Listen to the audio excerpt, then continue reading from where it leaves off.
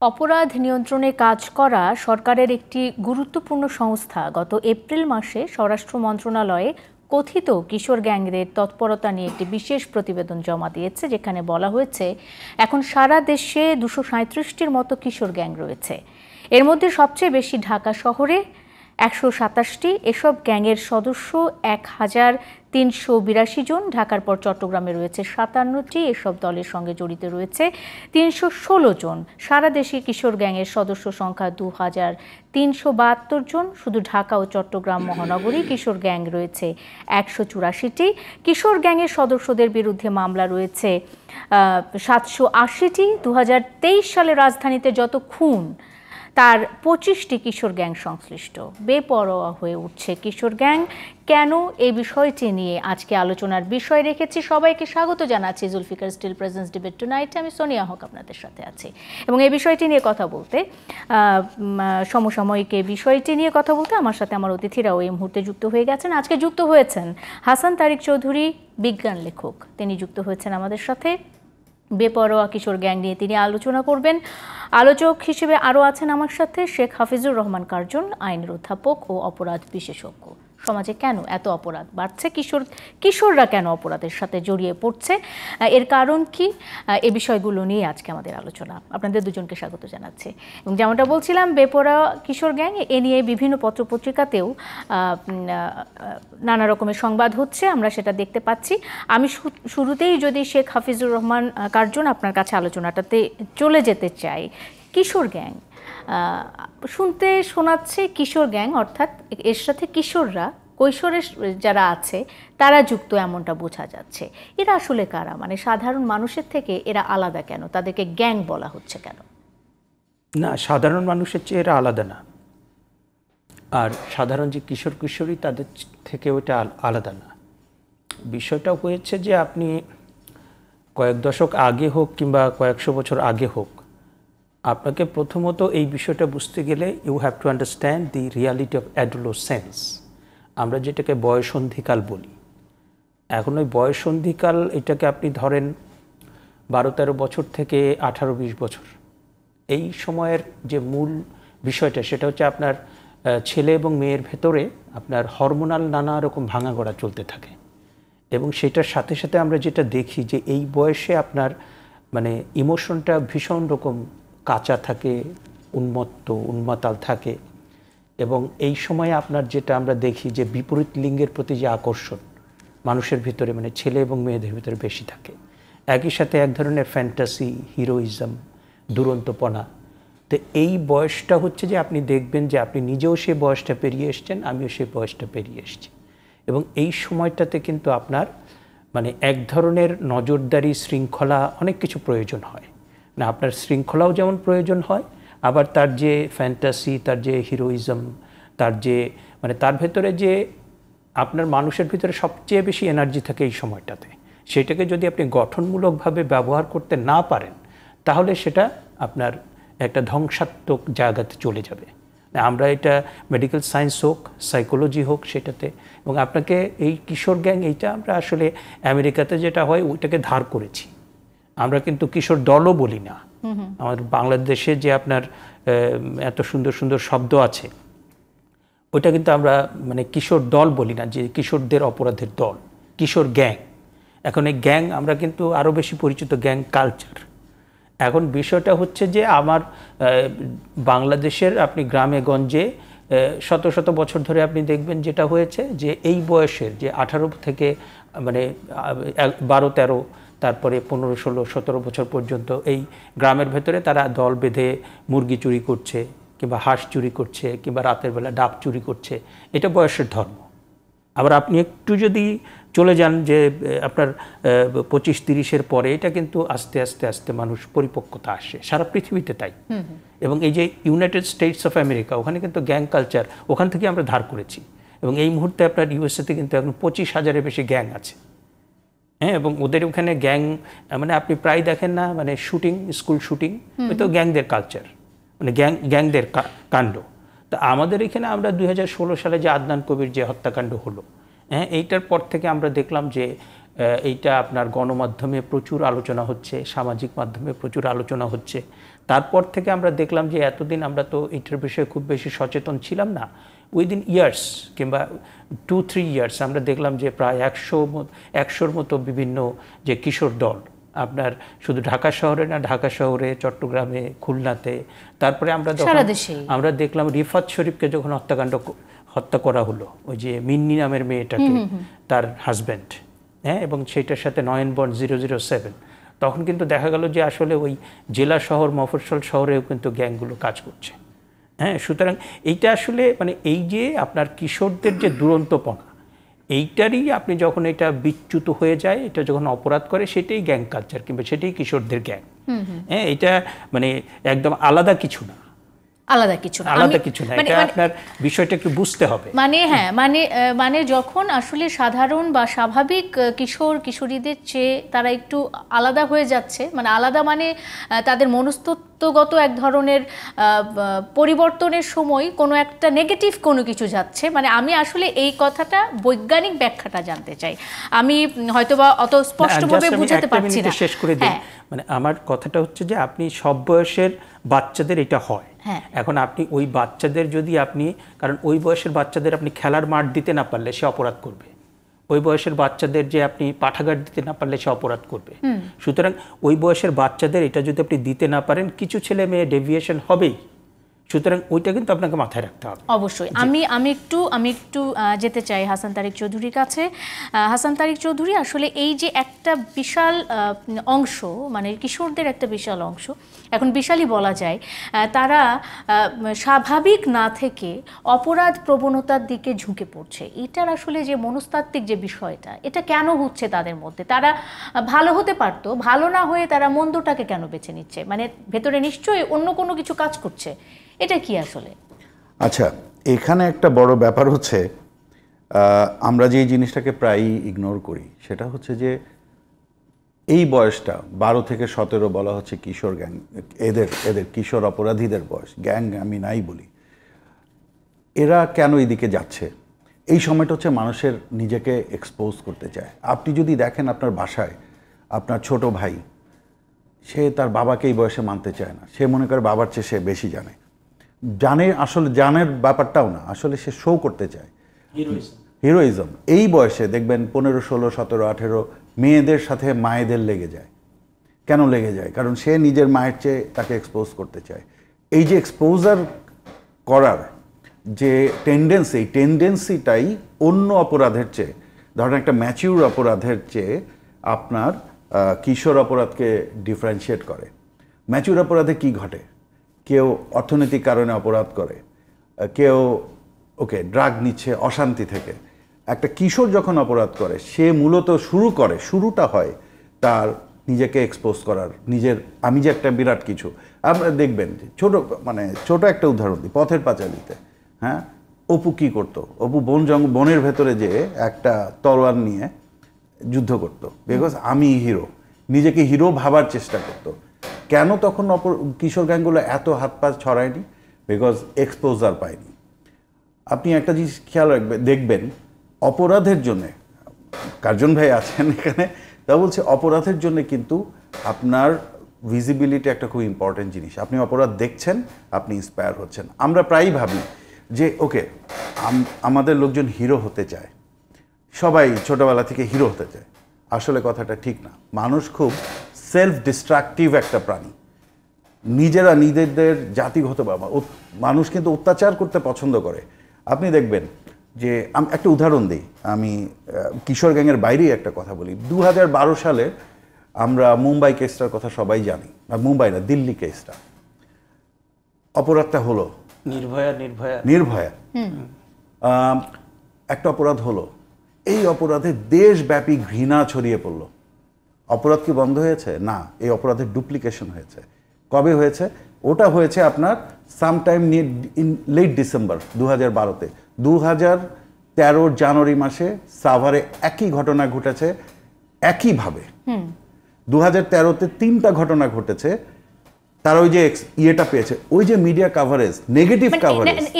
এটা একটু জানতে চাই যে আমরা বিভিন্ন সময় বিভিন্ন হিন্দি সিরিয়াল দেখে প্রভাবিত হই, আমরা দেখেছি, এবং বিভিন্ন সময় আজকাল দেখি যে এই যে অপরাধগুলো শুধু যে কিশোরদের মধ্যে না, বড়দের মধ্যেও অপরাধের যে ধরন বা কৌশলগুলো পাল্টে যাচ্ছে, গণমাধ্যম কি কোনোভাবে এখানে ভূমিকা রাখছে কিনা? Definitely, that's what I am saying, যে এইখানে এই ঘটনাগুলো ঘটছে, এই যে এক্সপোজার পাচ্ছে গণমাধ্যমে, শুধু এই অভয়া কেস না, কিন্তু এর পরের বছর 3টা থেকে 4টা ঘটনা ঘটেছে। 2017 পর্যন্ত এই বাসের ভেতরে রেপের ঘটনা একেবারে ডুপ্লিকেট ইয়েতে স্কিমে ঘটেছে।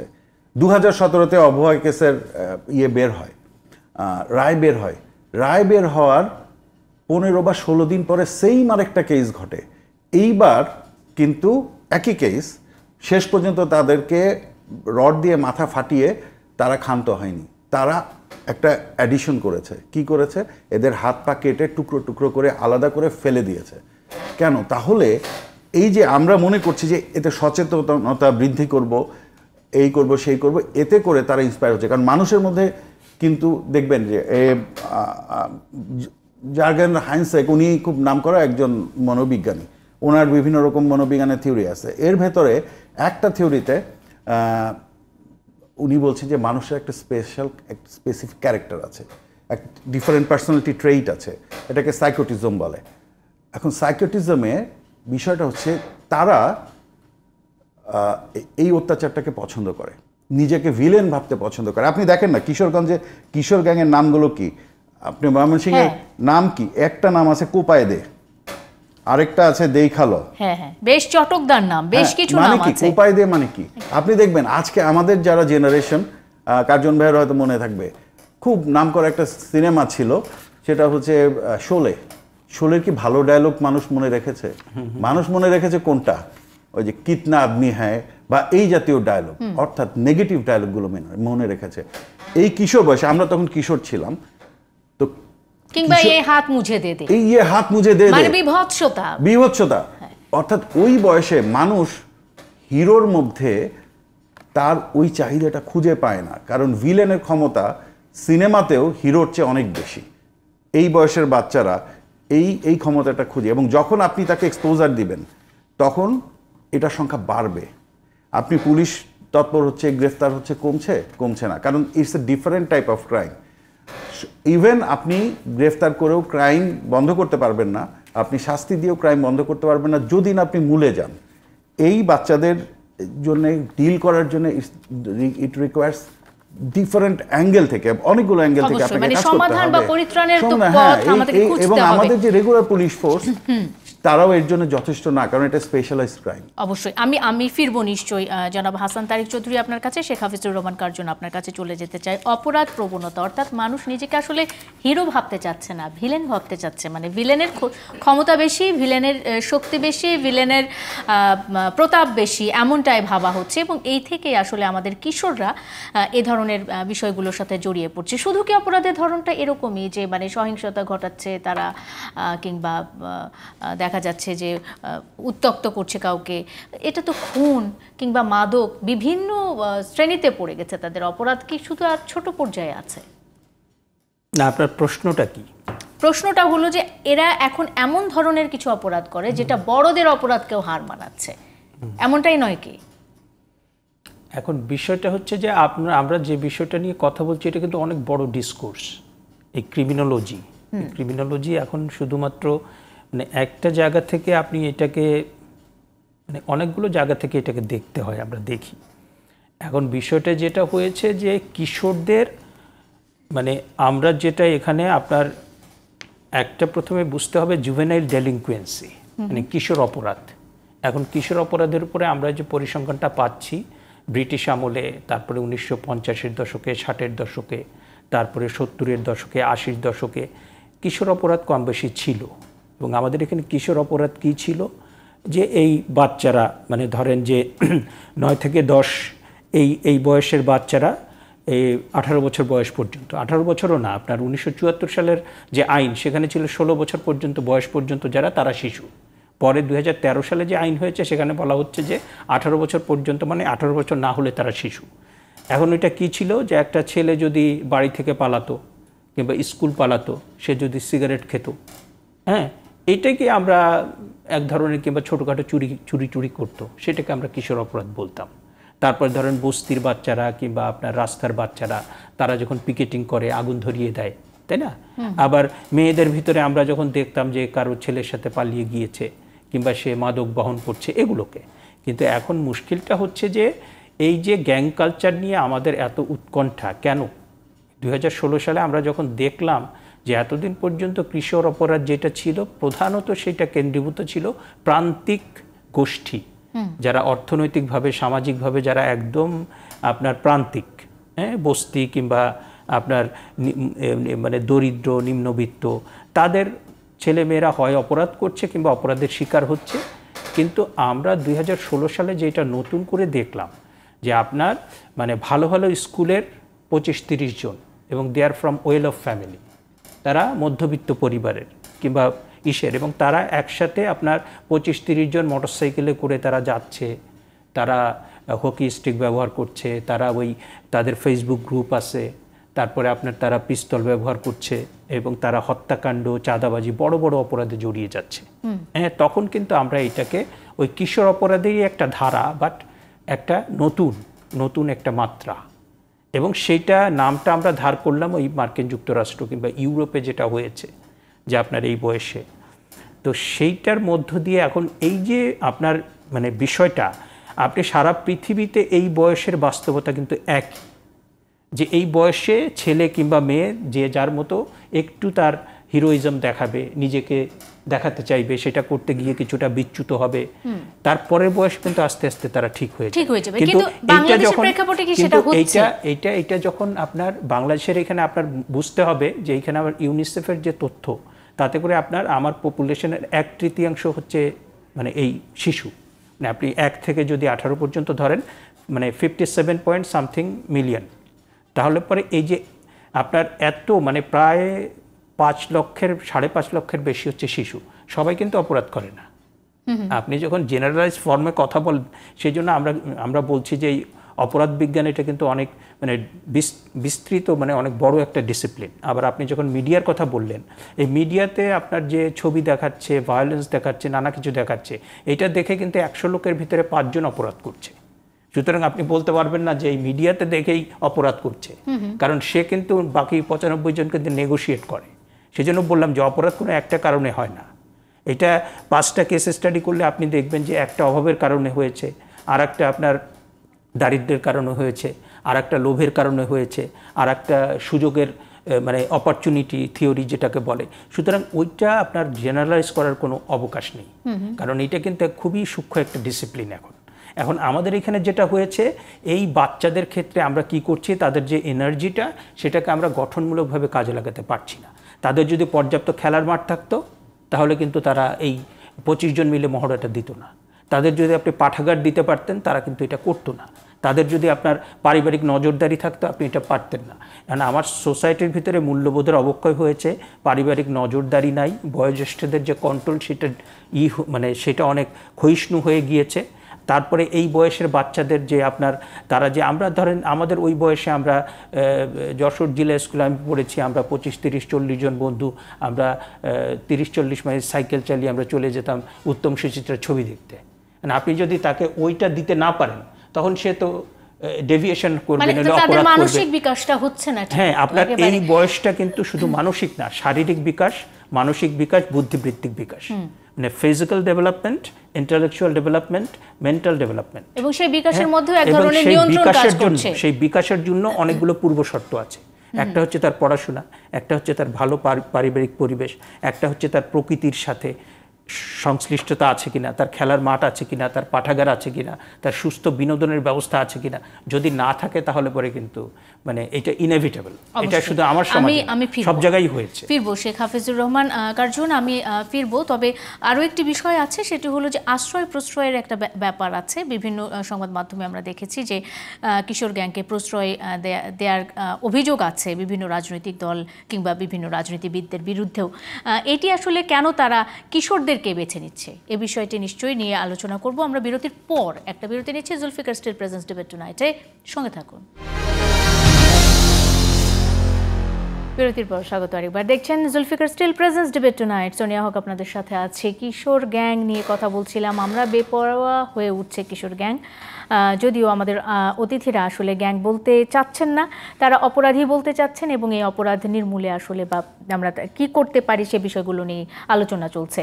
আমি একটি প্রশ্ন রেখেছিলাম, তবে তার আগে আমি একটু চলে যেতে চাই জনাব হাসান তারেক চৌধুরী আপনার কাছে। এবং আমরা বলছি যে হঠাৎ করেই একটি শিশু বা একজন কিশোর সে এরকম অপরাধ প্রবণ হয়ে যাচ্ছে। পরিবার, সমাজ, শিক্ষা প্রতিষ্ঠান, রাষ্ট্র সকলেরই দায়িত্ব রয়েছে। পরিবার থেকেই তো আসলে শুরু করা যায় না? পরিবার দায়িত্বটা কি আসলে ঠিকমতো পালন করতে পারছে না? আমরা পাচ্ছি না? মানে একজন সন্তানের মা হিসেবে আমি আসলে জিজ্ঞেস করতে যাচ্ছি, আমাদের কমতিটা কোথায়? আমাদের কমতি হচ্ছে আমরা এখন বাচ্চাকে সময় দেই না। একটা বাচ্চা কিন্তু একদিনে পথভ্রষ্ট হয় না, সে ধীরে ধীরে হয়। আমরা কি আমার বাচ্চাটা যে পাল্টে যাচ্ছে, আমার বাচ্চাটা যে সোশ্যাল নর্মসের বাইরে আচরণ করছে, আমরা কি এটাকে লক্ষ্য করছি? সিগন্যালগুলোকে আমরা ক্যাচ করার চেষ্টা করছি? এটা একটা ব্যাপার। দ্বিতীয় ব্যাপার হচ্ছে যে আমাদের নিজের ভ্যালু সিস্টেমও কমে গেছে। অর্থাৎ আমরা আমাদের ছোটবেলায় দেখেছি একটা বাচ্চা যদি বাইরে ঝগড়া করে আসতো, আমাদের বাবা মারা আমাদেরকে বকা দিতেন। এখন একটা বাচ্চা যদি বাইরে ঝগড়া করে আসে, তখন আমাদের অনেক গার্জিয়ান যাবেন ওই বাচ্চার বাবা মাকে কমপ্লেইন দিতে। আমরা কেন দুষ্টামি করতে পারতাম, মানে ছোটবেলায় কেন আমরা বাইরে যেতে পারতাম না? আমার মনে আছে আমার বাসা থেকে আমার স্কুলের ডিস্টেন্স ছিল 2 কিলোমিটার। তো এই 2 কিলোমিটার দূরে আমি দুষ্টামি করতেছিলাম, যে ওই রাস্তা থেকে গর্তের মধ্যে লাফ দিচ্ছিলাম, ওই একই হিরোইজমের ব্যাপার। এই খবর আমি বাসায় পৌঁছার আগে আমার বাসায় পৌঁছায় গেল। এটা একটা ঘটনা। আরেকটা ঘটনা হচ্ছে যে আমি কার সাথে যেন ধাক্কাধাক্কি করছিলাম, আমি দেখি হঠাৎ করে আমার কান এসে ধরলো একজন, আমার পাশের বাসার এক মুরব্বী। উনি আমাকে সোজা কানটা ধরে বাসায় নিয়ে আসলো, এবং আমার বাসায় আনার পরে আমার বাসায় উল্টা আমাকে শাসন করলেন। কেন?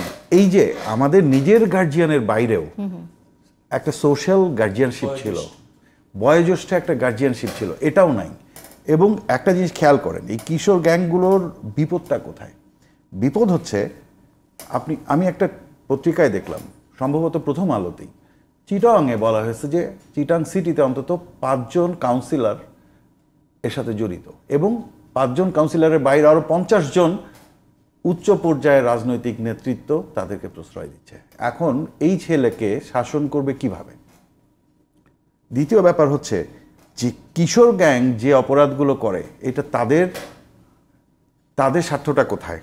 এইখানেও একটা ব্যাপার আছে যে ভাই যেরকম বললেন, অনেকগুলো জিনিস কিন্তু একটা জোড়া লাগাতে হয়। কিশোরদেরকে কেন বেছে নেওয়া হচ্ছে? হ্যাঁ, আপনি বলেন পটিয়াতে একটা গ্যাং আছে, 150 জন সদস্য আছে, বলেছে এরা কি করে? এরা ড্রাগ ডিল করে। ওই কিশোর তো ড্রাগ ডিলার না, ও বড় যে ড্রাগ নিতে পারে, অর্থাৎ তাকে ব্যবহার করছে বলেই তাকে প্রোটেকশনটা দেয়া হচ্ছে। এবং কিশোর কেন এই কাজে অনেক সহজ, কিশোরকে দিয়ে অপরাধ করা সহজ। 25টা যে খুন হয়েছে গত বছর, হত্যাকাণ্ড হয়েছে, এটা কি ওদের পারপাসে হয়েছে? মনে হয় না। তাহলে আমরা যে 200 বা 250 কিশোরকে গ্রেফতার করেছি, এদেরকে যে প্রশ্রয় দিচ্ছে তাদের কাউকে কি গ্রেফতার করিনি। এই কিশোরগুলোকে আমরা গ্রেফতার করে কোথায় রাখছি?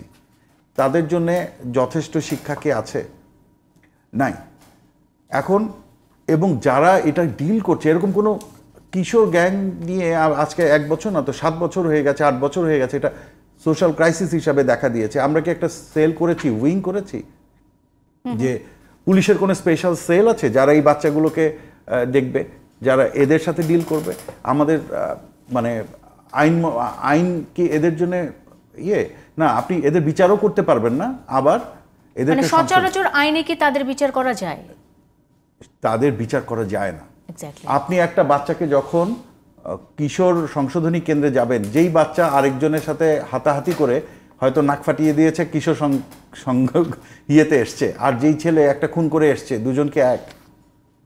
তো আমাদের এই সোশ্যাল ইগুলো, আবার আরেকটা জিনিস আছে, ওই যেটা বলছিলাম যে একটা পার্সোনালিটি ট্রেইটই আছে মানুষের, অন্তত 12% ছেলে যারা একজন সুপার হিরোর চেয়ে একজন ক্রিমিনালকে পছন্দ করবে। এটা স্ট্যাটিস্টিক্যাল ডেটা। তো এই 12% ছেলে কত কোটি, আমাদের এই 7 কোটি শিশু কিশোরের মধ্যে কত কত কত হয় 12%? এর মধ্যে মাত্র আমরা বলছি 2500 আছে। অর্থাৎ কারা হচ্ছে যারা ওই যেটা বলছিলাম যে এক্সপোজারটা পাচ্ছে, এই হিরোইজম করে যে হিরো হতে পারছে। আপনি মাঝে একটা ছেলেকে দেখবেন যে এই যে একটা কিশোরকে আমি গ্রেফতার করতে দেখেছি, সে হাসতে হাসতে যাচ্ছে পুলিশের সাথে। কেন যাচ্ছে? Because this is what he wanted. একটা এক্সপোজার, একটা মিডিয়া এক্সপোজার। এখন মিডিয়ার সাথেও একটা ব্যাপার আছে যে মিডিয়ার তো কাজ হচ্ছে অপরাধকে তুলে ধরা, মিডিয়া তো এটা হাইড করতে পারবে না। কিন্তু কোন লেভেল পর্যন্ত অপরাধগুলোকে কিভাবে প্রেজেন্ট করতে হবে, আমার মনে হয় সেটারও একটা নীতিমালা থাকা উচিত, যাতে কিশোররা এটায় না পায়, মানে ওই হিরোইজমটা না পায়। আমরা হিরোইজম বলতে আমরা পজিটিভলি বলি, টেকনিক্সগুলো, কৌশলগুলো যাতে শিখতে না কৌশলগুলো পারে। যেন তারা জানতে না। মানে আমরা এত বিশদভাবে এত বিস্তারিত বিষয়গুলোকে তুলে ধরি, দেখা যায় যে আর 5 জন, ওই যে স্যার যেমনটা বলছিলেন যে 5% গ্রহণ করছে, ওই 5% সেই বিষয়গুলোতে আসলে অনুপ্রাণিত হয়ে সেটাকে গ্রহণ করছে। আমরা যখন ইউনিভার্সিটিতে পড়তাম, আমরা বলতাম ঢাকা, আমরা 90s-এ, আমরা 90s-এ তখন বলা হতো ঢাকা ইউনিভার্সিটিতে কথায় কথায় মারামারি হয়, গোলাগুলি হয়, খুনাখুনি হয়। সন্ত্রাসী কটা ছিল হিসাব করে দেখা গিয়েছিল 29 জন ছিল। ঢাকা ইউনিভার্সিটিতে ছাত্র কত? তো আমাদের সোশ্যাল ক্রাইসিস তৈরি করার জন্য 5% is a very big number. Exactly. আমি ফিরবো নিশ্চয়ই হাসান তারিক চৌধুরী আপনার কাছে। আমি শেখ হাফিজুর রহমান কার্জনের কাছে চলে যেতে চাই। আসলে সময় এসেছে, শুরুটা অনেক আগেই হয়েছে, 2016-17 থেকে শুরু হয়েছে এবং এখন 2024, এর মাঝখানে প্রধানমন্ত্রী একটি নির্দেশনাও দিয়েছে এই কিশোর অপরাধের সাথে যারা যুক্ত তাদেরকে কিভাবে হ্যান্ডেল করতে হবে। তিনি সেটির একটা নির্দেশনা দিয়েছেন যে তাদেরকে আসলে আর সব সাধারণ অপরাধীদের সাথে তুলনা না করে একটা সুযোগ রাখা, যাতে করে তারা সংশোধন হতে পারে। এই বিষয়টি কি আমরা নিয়ে কাজ করেছি কিনা?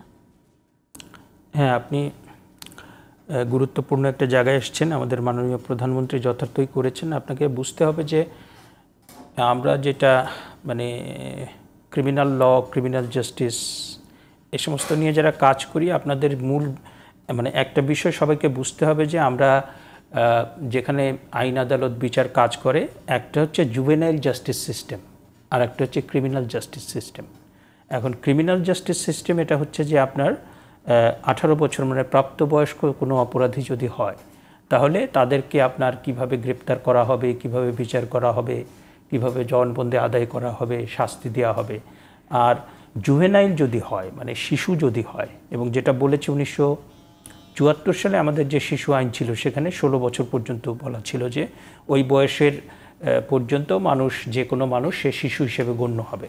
কিন্তু 2013 সালে যে আইন, সেখানে কিন্তু আমার 18 বছর পর্যন্ত। এখন বিষয়টা হচ্ছে আপনাকে আরও সূক্ষ্মভাবে বুঝতে হবে, কারণ আপনার পেনাল কোডে যেটা বলা হয়েছে 9 বছরের কম কোনো বাচ্চা যদি অপরাধ করে, মানে that kid will not have any criminal responsibility. কারণ আপনার ক্রিমিনাল ল, ক্রিমিনাল জাস্টিস থেকে 2 ধরনের ব্যক্তিকে বাদ দেওয়া হয়। একটা হচ্ছে ইনসেইন পারসন, মানে পাগল, উন্মাদ, আর একটা হচ্ছে শিশু। কারণ সে ওই আগুনে হাত দিলে কী হবে সে তো বুঝতে পারে না। মানে একজন ব্যক্তি যদি তার কাজের যে ফলাফল সেটা বুঝতে না পারে, তাহলে তার ক্রিমিনাল রেসপন্সিবিলিটি হবে না এবং তাকে শাস্তি দেওয়া যাবে না। এখন আপনাকে বুঝতে হবে 9 থেকে 17 বছর 364 দিন, 18 বছর হলে কিন্তু আপনাকে আলাদা।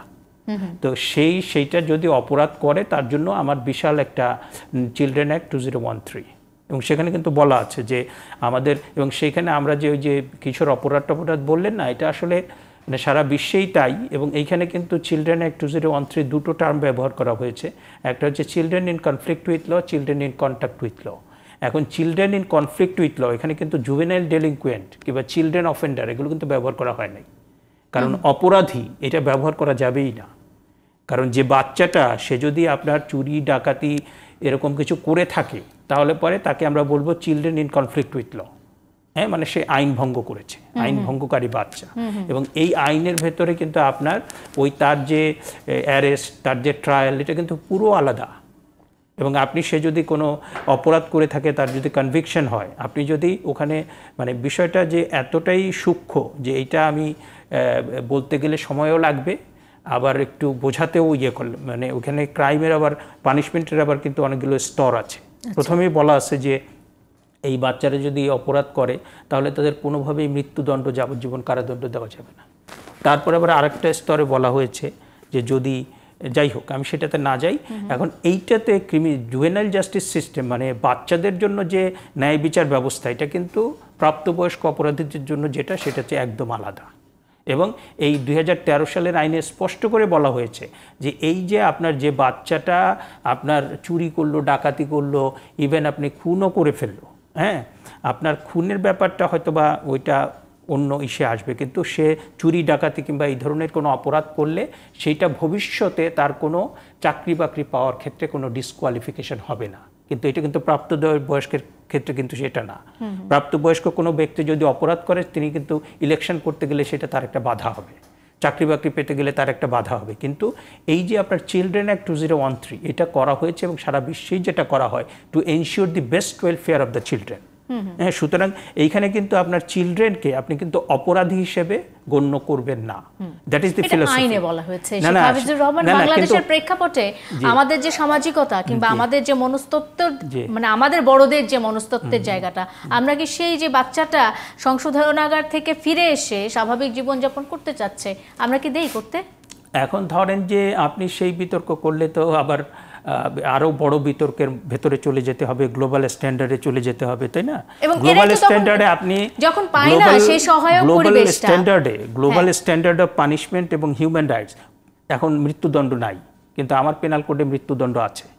হ্যাঁ, গ্লোবাল স্ট্যান্ডার্ডে আপনি আমার চিলড্রেন অ্যাক্ট 2013 সেখানে বলা হয়েছে একটা বাচ্চা যারা হেফাজতে থাকবে, বাবা মা কিংবা দাদা দাদি কিংবা কোনো একটা এতিমখানা, কিংবা সে যদি তাকে কোনোভাবে বকাও দেয় তাহলে পরে সেইটার শাস্তিও কিন্তু বলা হয়েছে যে সেই ব্যক্তির শাস্তি 5 লক্ষ মানে 5 বছরের কারাদণ্ড এবং 1 লক্ষ টাকা জরিমানা।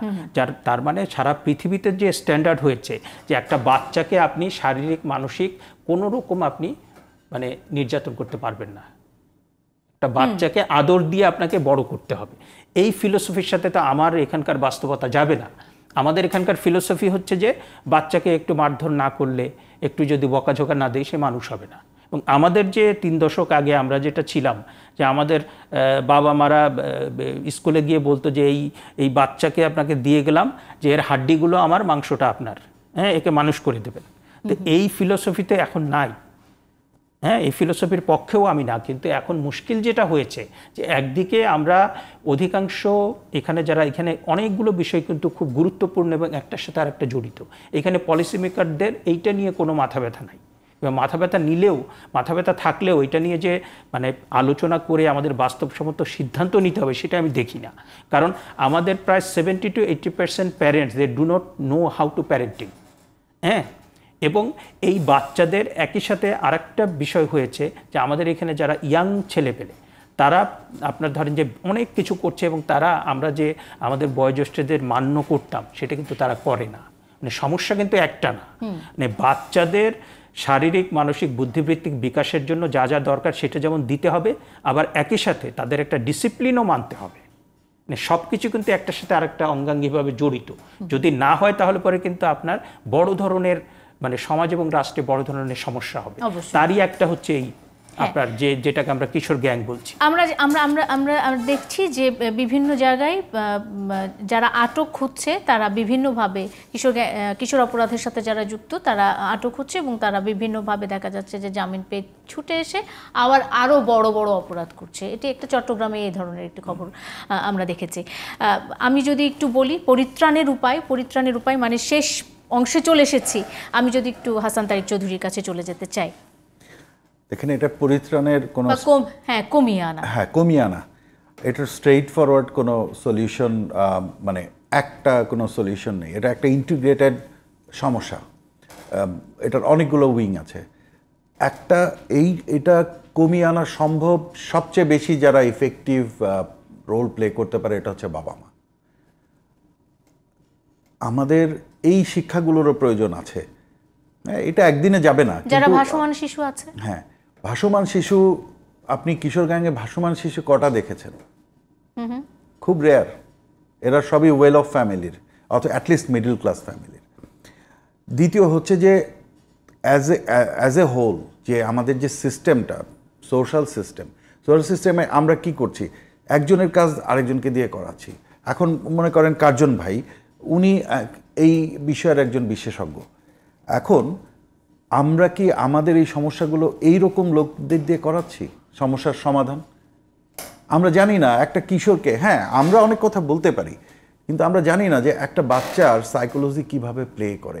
এবং আপনি দেখবেন এই যে একটা বাচ্চা যে অপরাধ করছে, তার যে শুধু পারিবারিক সামাজিক ব্যবস্থা তা না, তার কিন্তু একটা নিউরোলজিক্যাল ব্যাপারও আছে।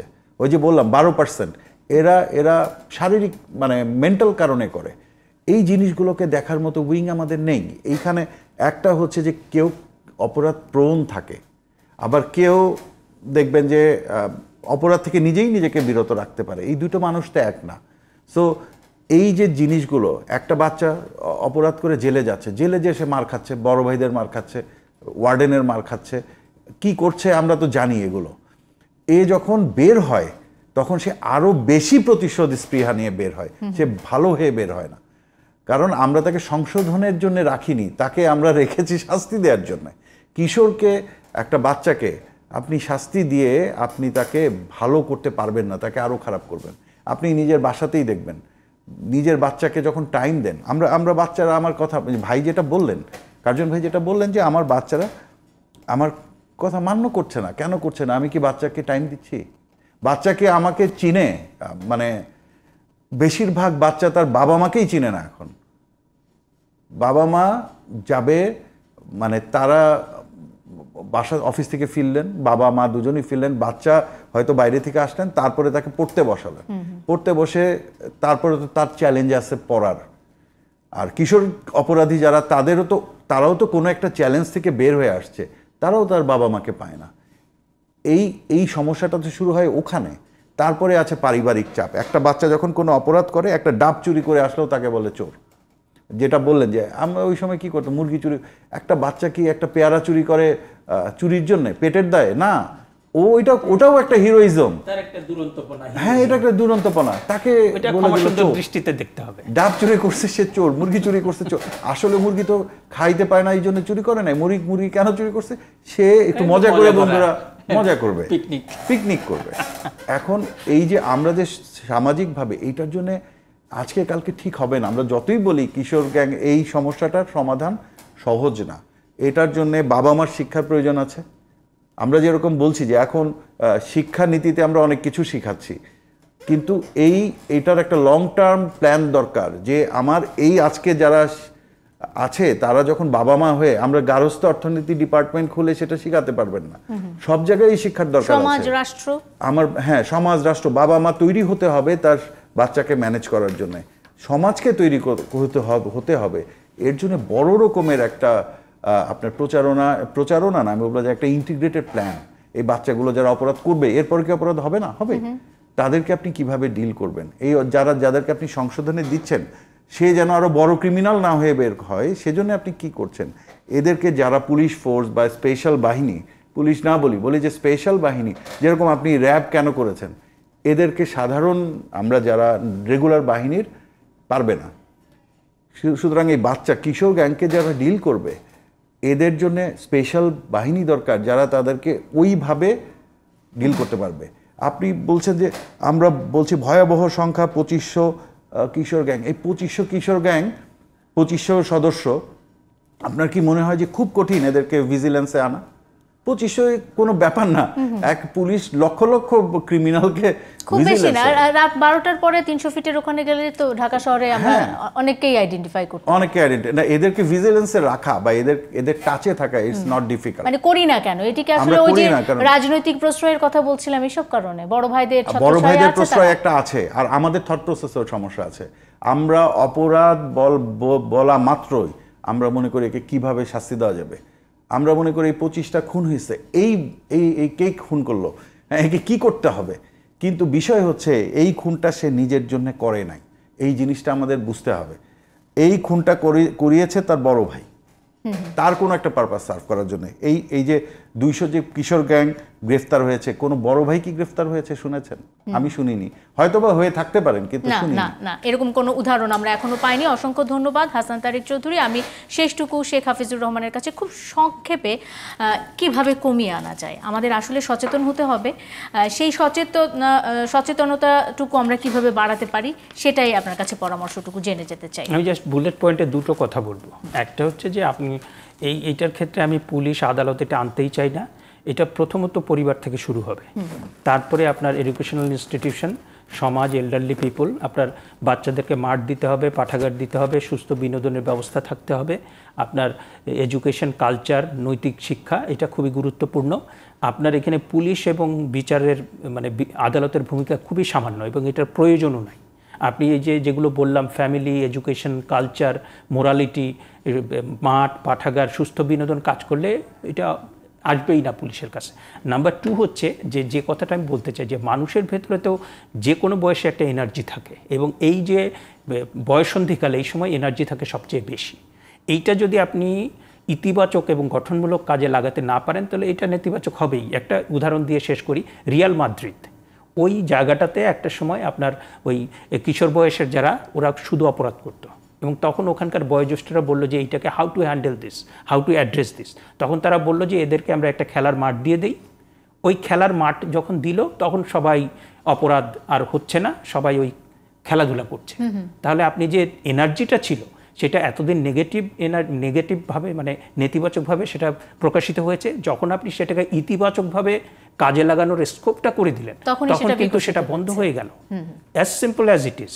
সুতরাং আপনাকে এই জিনিসগুলো বুঝতে হবে এবং সেগুলোকে আপনাকে নিশ্চিত করতে হবে। অর্থাৎ এই এনার্জিটা আসলে বড় ভাইরা তাদের নিজেদের স্বার্থে, নেতিবাচক স্বার্থেই ব্যবহার করছে, সেটিকে আসলে আমাদের সকলে মিলে এটিকে আসলে কিভাবে ইতিবাচকভাবে পজিটিভলি ব্যবহার করা যায়। কিশোররা তো আসলে আমাদের দূরের কেউ নয়, হয়তোবা আমার আপনার পরিবারেরই কেউ একজন। অসংখ্য ধন্যবাদ আজকে আমার অতিথিদেরকে জানাতে চাই। খুব সুন্দর একটা টপিক ছিল, তাদের আলোচনাও এবং পরামর্শ নিশ্চয়ই আমাদের কাজে লাগবে। দর্শক যারা এতক্ষণ ছিলেন আমাদের সাথে জুলফিকার সেলফ প্রেজেন্স ডিবেট টুনাইটে, আপনাদেরও ধন্যবাদ। শুভরাত্রি।